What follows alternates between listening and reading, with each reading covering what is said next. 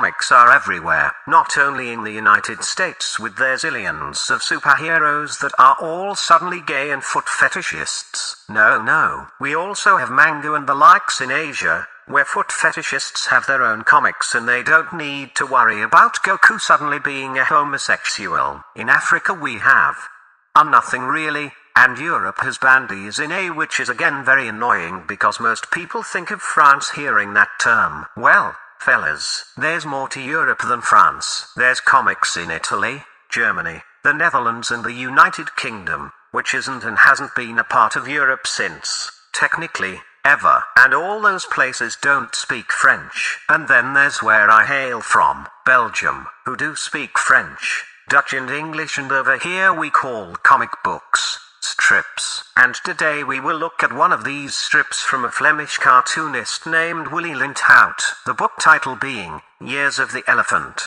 Years of the Elephant is a graphic novel by the well-known Flemish cartoonist Willy Linthout, who is most well known for his comic book series titled Urbanus, which featured the famous Flemish comedian Urbanus van Anus in a 202-issue series of wacky adventures and all-round weirdness. Years of the Elephant, however, despite featuring Will's distinct style, is a different beast, as it deals with, and YouTube won't like this word, but suicide. Fuck you, YouTube. Years of the Elephant is the story of a man who tries to live life after his only son took his own life by jumping from their apartment roof. Unfortunately, this story has its roots in reality, as Willy Linthout's son decided to take his own life. This graphic novel is a testament to his struggle, an attempt to accept what happened and a way to, for lack of better words, try to live with it. But you ask, why would I read a comic book about this subject? It is depressing. It is taboo. It is no fun at all. Well, my friends,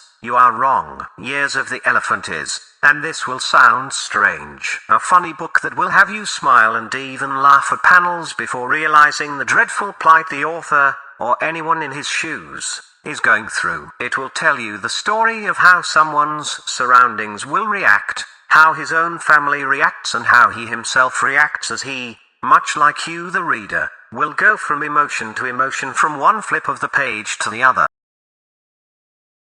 What's more, and I did not expect this comic book is completely sketched. It is unfinished. At first I was like, what is this? No inks, no colors, just pencil. There's even palm wipes on the paper. But then I realized, smart as I am, or after reading the blurb, either works, that this was intentional, an unfinished comic book as a symbol for the unfinished life, a prematurely ended story depicted as a strip that will never be fully completed. The cartoony style works great as well, as it allows some surrealistic elements, but most non-Flemish people might have a slightly harder time to get used to the rough, almost dirty style I have grown to love through the Urbanus comics.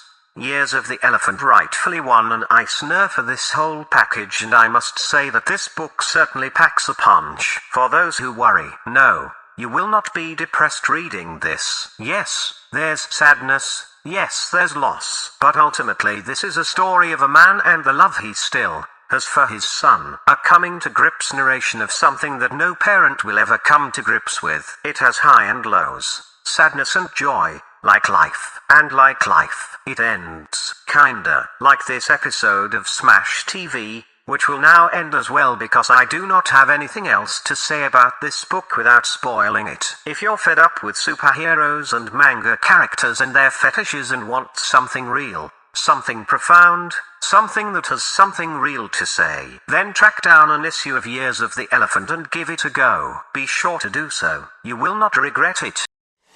Smash that.